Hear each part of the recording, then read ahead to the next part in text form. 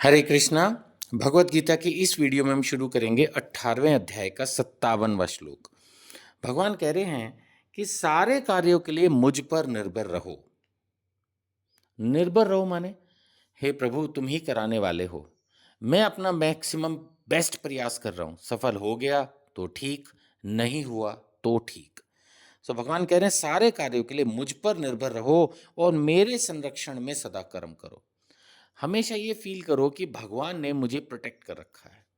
जैसे हम हिंदुस्तान में रहते हैं, भारत में रहते हैं, हम यहाँ पर ये महसूस करते हैं ना कि हम सुरक्षित हैं, कि भारत सरकार ने हमारी सेफ्टी की हुई है, पुलिस है, आर्मी है, ये सब लोग हमें प्रोटेक्शन देते हैं, तो हमें बेटर फील होता है ना।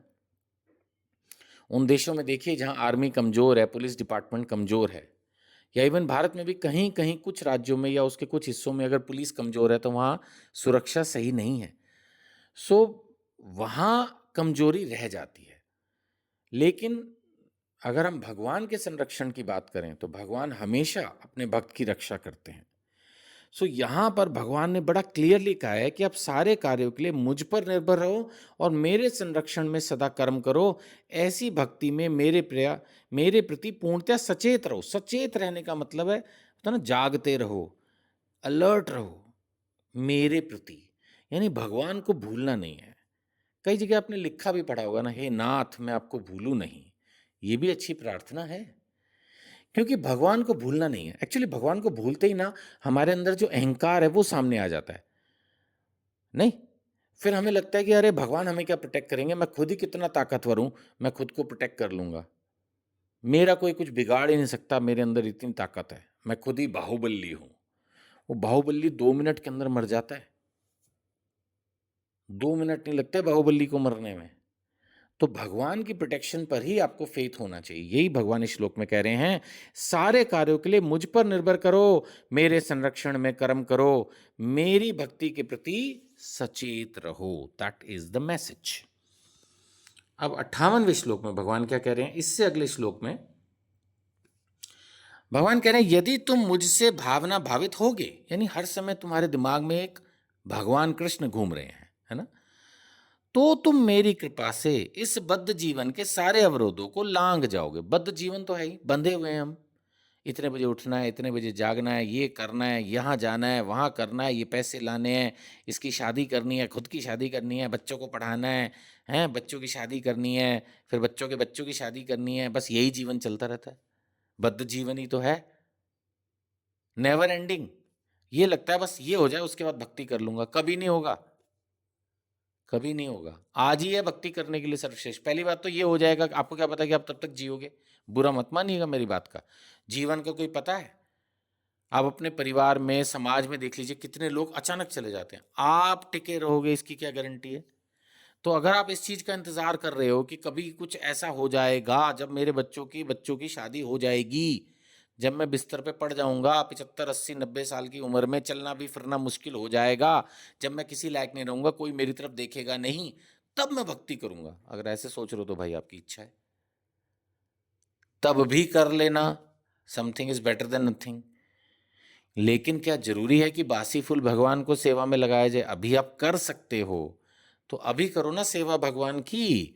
तो भगवान कह रहे हैं, यदि तुम मुझसे भावना भावित हुए होगे तो मेरी कृपा से इस बद्ध जीवन के सारे अवरोधों को लांघ जाओगे। ये जो अवरोध है, सबसे बड़ा अवरोध तो यही है कि मैं ये होने के बाद भक्ति करूंगा, सबसे बड़ा अवरोध।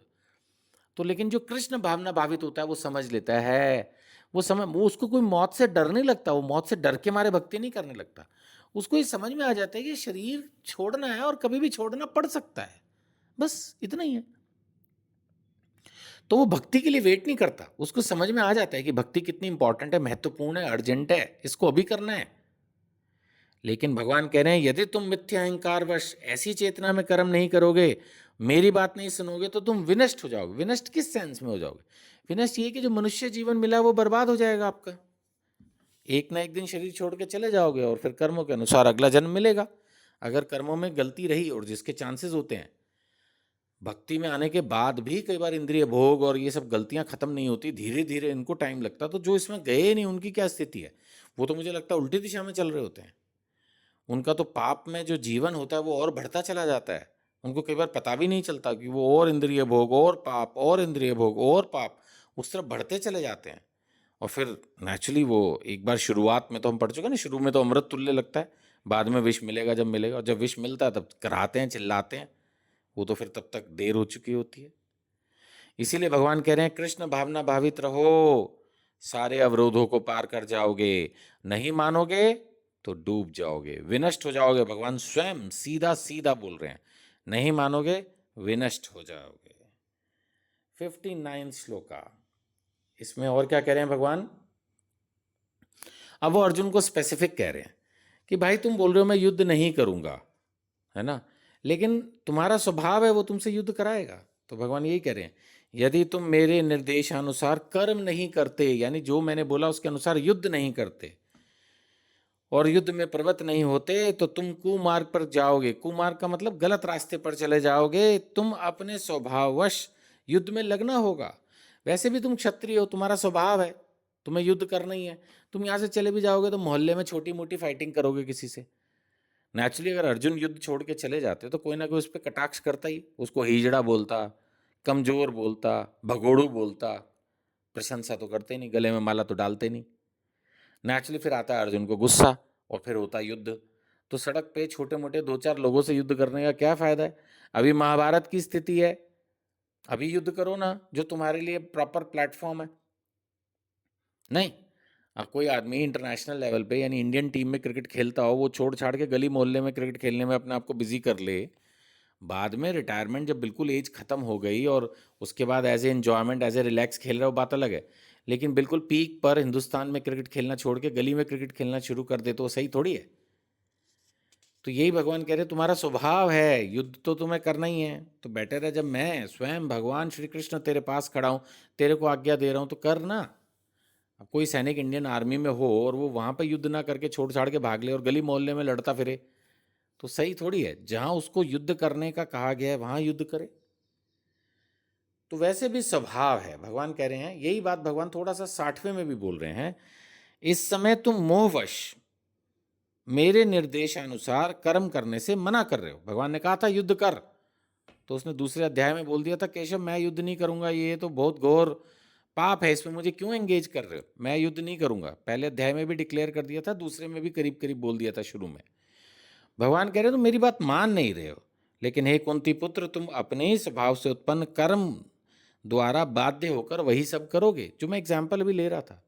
एक सैनिक है वो लड़ाई करेगा करेगा, एक खेलने वाला खिलाड़ी है वो खेलेगा खेलेगा, स्वभाव है, स्वभाव है। अब जैसे औरतों का स्वभाव हो जाता है थोड़ा कुकिंग करना, केयर करना, वो कितनी भी अमीर हो जाए, उनके घर में कितने भी नौकर चाकर हो, फिर भी वो थोड़ा बहुत कुकिंग करती हैं। वो केयर फिर भी डायरेक्टली अपने फैमिली वालों की करती हैं, उनका नेचर होता है caring nature. Out of care वो फिर कुकिंग भी करती हैं, तो वो स्वभाव है ना, आदत पड़ी हुई है तो करेंगे ही। That is the point. तो भगवान कह रहे हैं फिर फायदा क्या, करना ही है तो कृष्ण भावना भावित होकर करो, करना ही है तो गुरु की आज्ञा भगवान की आज्ञा से कर्म कर लो। स्वभाव तुमसे वही कर्म कराएगा ही, जो आपके कर्म है वो होंगे ही। तो इससे बेटर है कि भगवान की आज्ञा मान के आप कर्म करें। ठीक है जी, चलिए अभी थोड़े और श्लोक बचे हैं, बने रहिए भगवत गीता पर।